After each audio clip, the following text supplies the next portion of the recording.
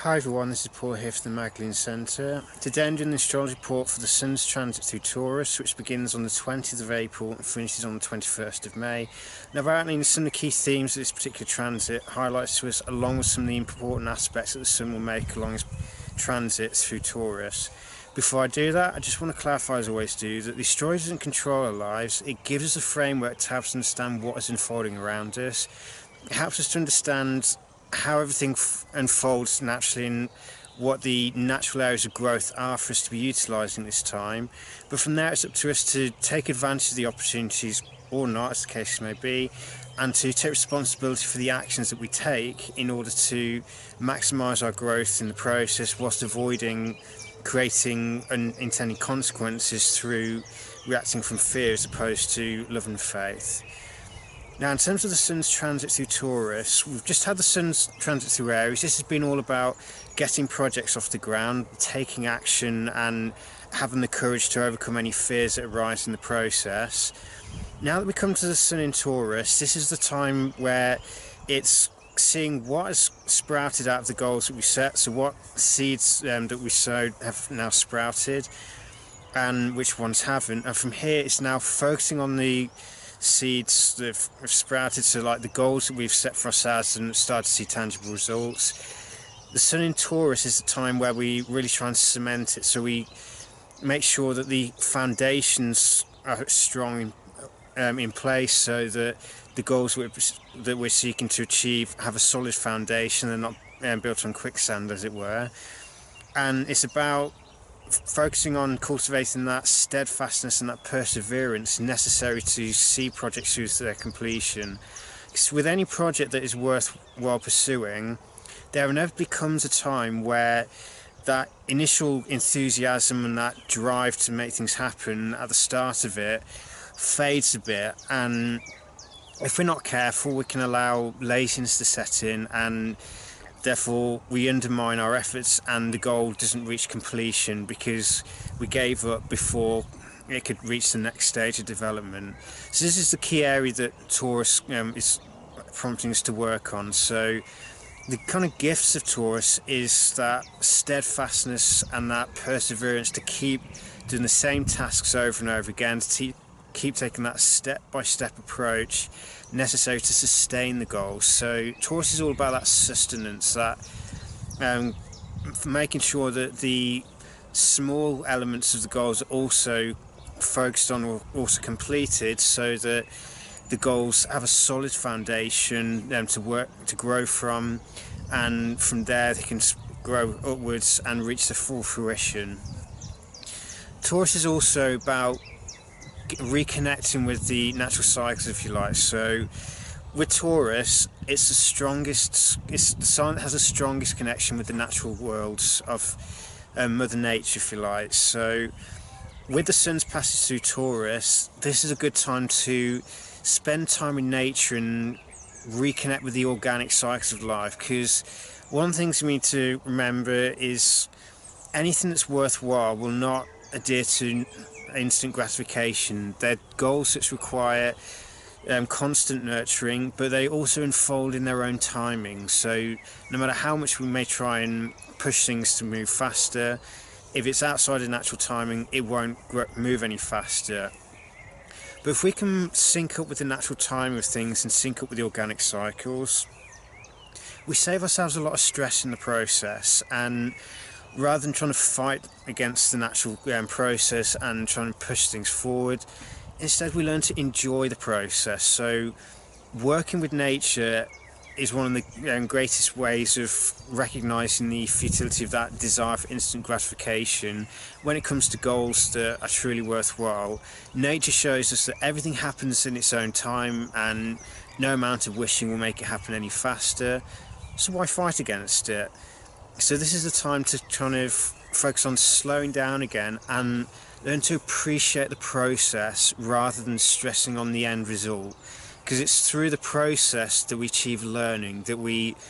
achieve that steadfastness and capacity to see goals through to their completion. And it's having that faith that even when it's not entirely obvious that something's happening, deep down there is some growth taking place, and if we keep taken the actions necessary to sustain that growth, we may suddenly start seeing external manifestations propping up much more visibly.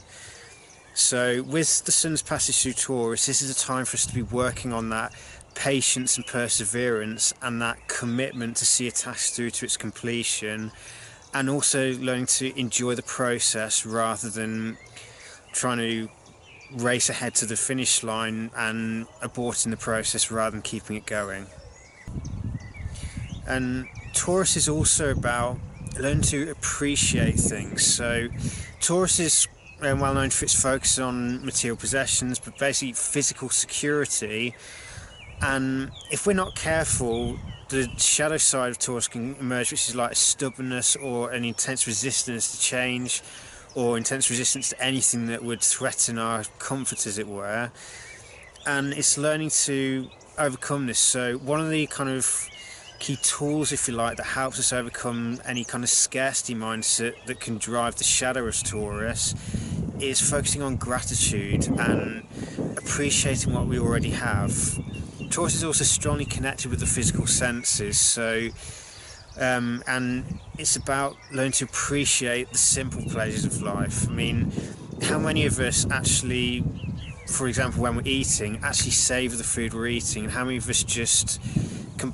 almost compulsively wolf it down because we just see it as fuel as opposed to a chance to appreciate nature's bounty for us and the gifts that nature gives that sustain us. So it's learning to appreciate the sustenance that we have and using gratitude to overcome any kind of scarcity mindset that we may have. Now, in terms of aspects to the Sun during this time, the first one will be a conjunction between the Sun and Uranus on the 23rd. So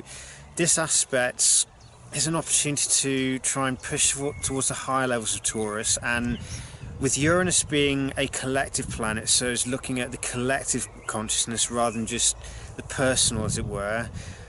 This combination of Sun and Uranus is the first conjunction in Taurus between these two since the 1930s, and this is an opportunity for us to transform any tendency to base our identity on what we have. So it's learn to develop that detachment and separating who we are from what we have, because one of the ways that Taurus can go wrong is equating what we have with who we are and attaching our sense of self-worth to that. But Uranus in Taurus is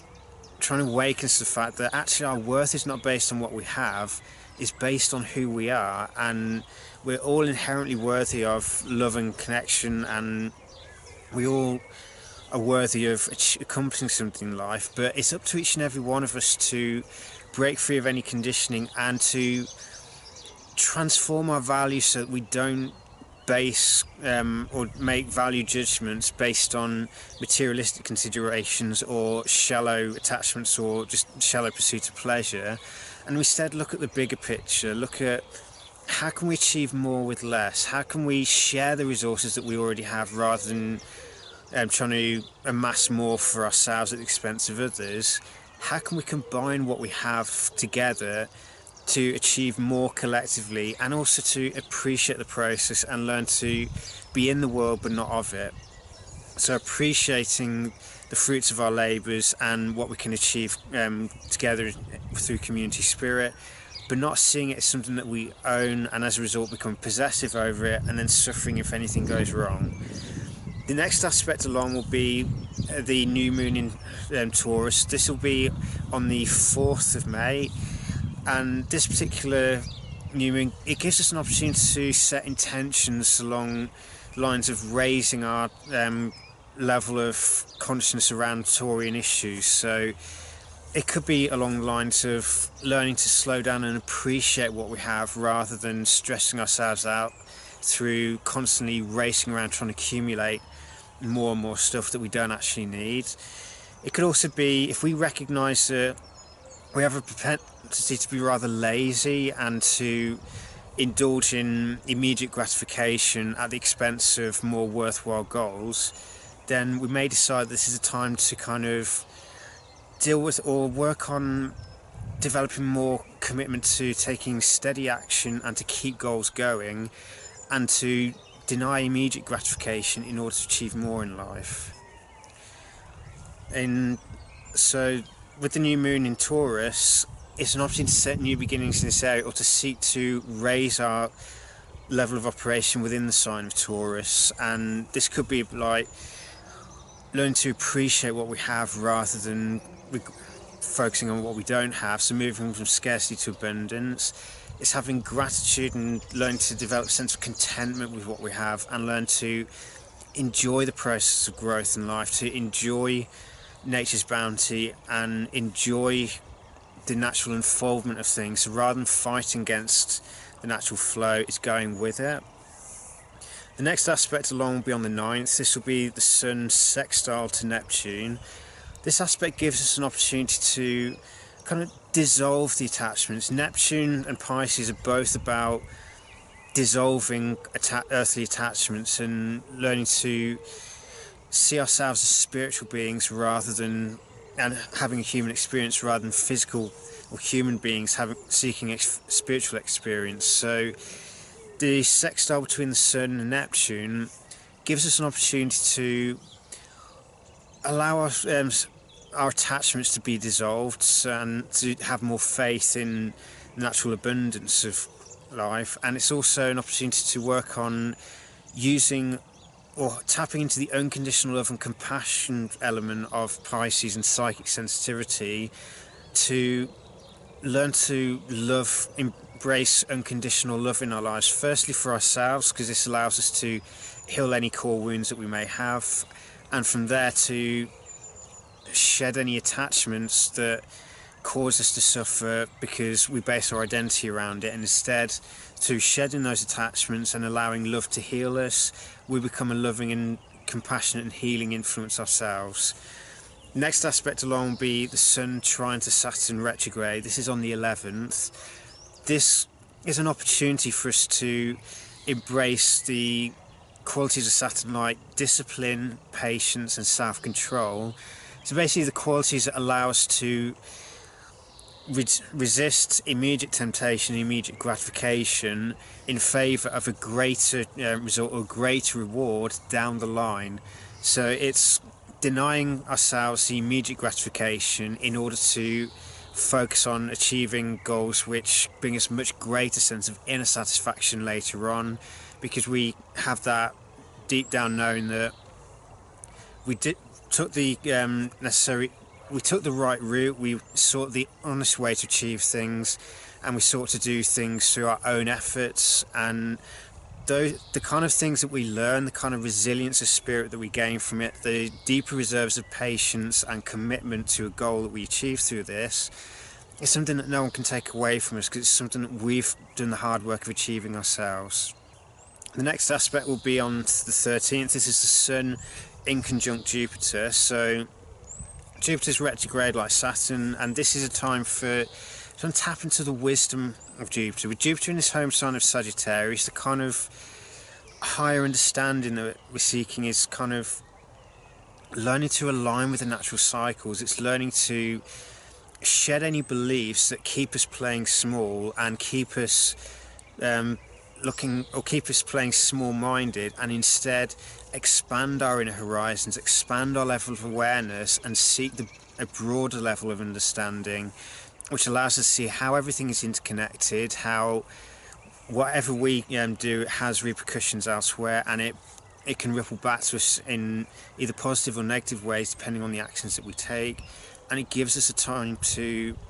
focus on tapping into more wisdom. A day later, on the 14th, the Sun will be trine to Pluto.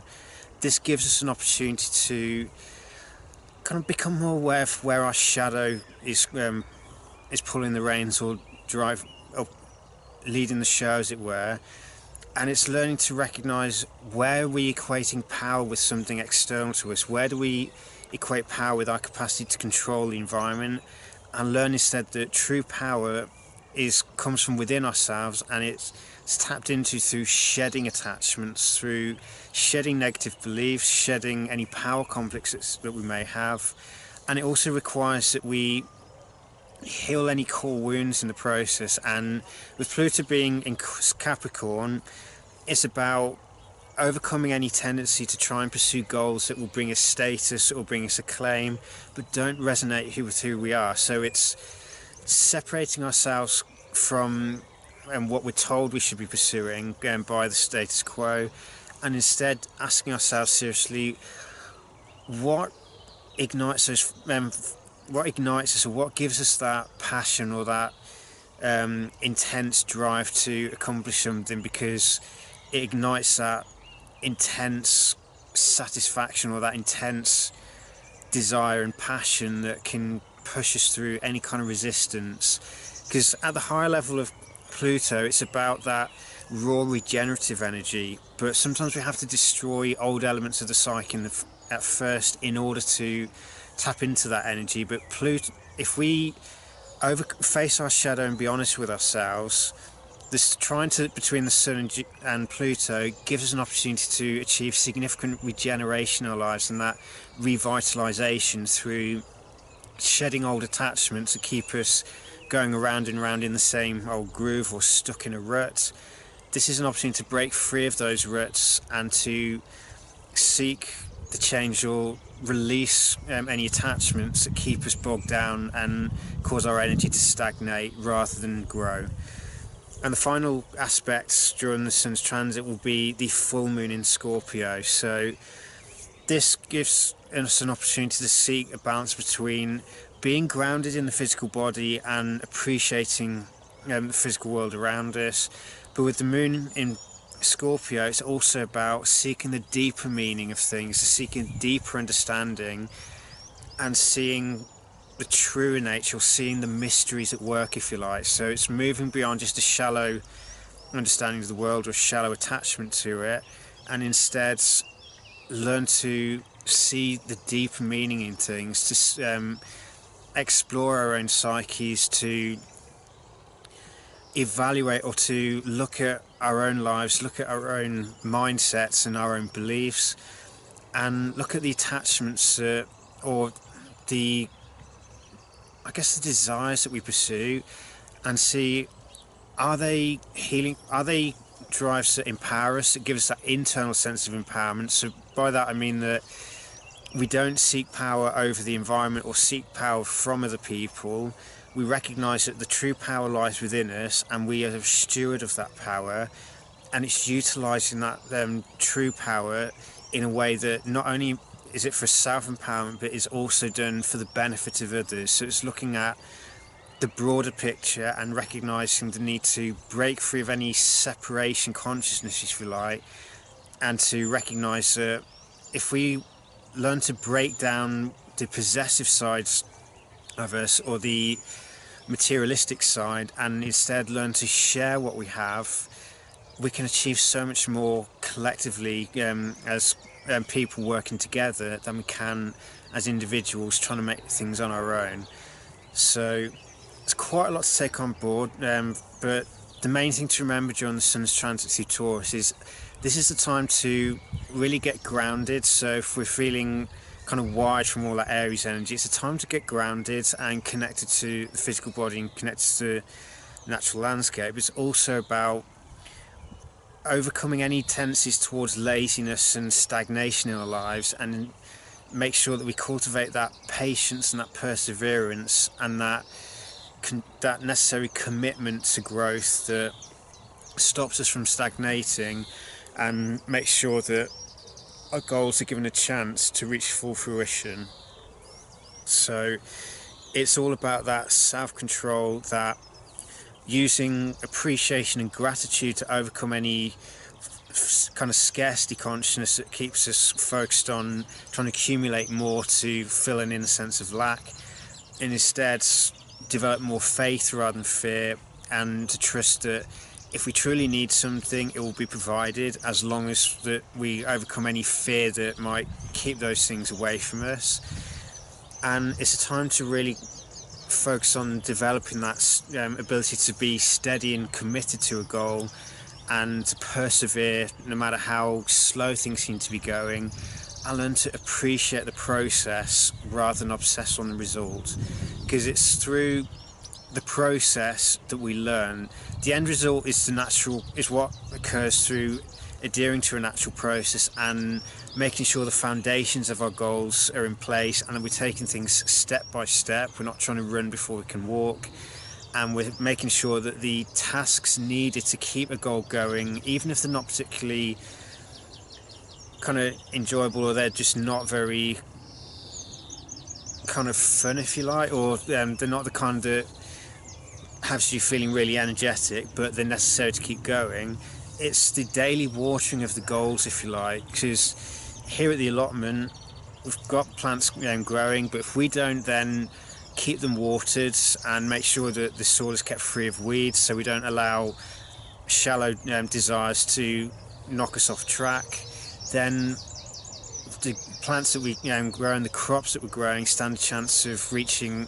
full maturity and having good, strong, healthy crops on them, because they're not being starved of nutrients, because we're allowing the weeds to grow, if you like, which is the materialistic desires, or the